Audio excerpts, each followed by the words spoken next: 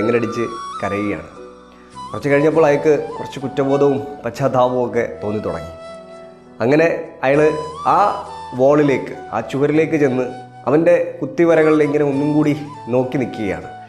അപ്പോൾ ആ കുത്തിവരകൾക്കിടയിൽ, ആ ചായ പെൻസിൽ വെച്ചുള്ള അവൻ്റെ കുത്തിവരകൾക്കിടയിൽ എവിടെയോ അവനിങ്ങനെ എഴുതുന്നതായിട്ട് അയാൾക്ക് തോന്നി, ഐ ലവ് യു പപ്പ. നമ്മൾ മനുഷ്യരിങ്ങനെയാണ്, പലപ്പോഴും വി നാച്ചുറലി റിയാക്ട്. ചിന്തിക്കാതെ പ്രവർത്തിക്കുക, പറയുക. പലപ്പോഴും നമ്മൾ പറഞ്ഞും പ്രവർത്തിച്ചും കഴിഞ്ഞിട്ടാണ് കുറ്റബോധം വരിക, പശ്ചാത്തപിക്കുക. റെസ്പോണ്ട് ചെയ്യുക എന്നുള്ളത് കുറച്ചും കൂടി ഡിവൈനായിട്ടുള്ള ഒരു കാര്യമാണ് എന്ന് തോന്നിയിട്ടുണ്ട്. നമ്മൾ പറയുന്നതിനും ചിന്തിക്കുന്നതിനും മുന്നേ ഒരു 4 സെക്കൻഡ്, ഒരു 4 സെക്കൻഡ് പോസ് എടുക്കുക. It will help you to become a better person.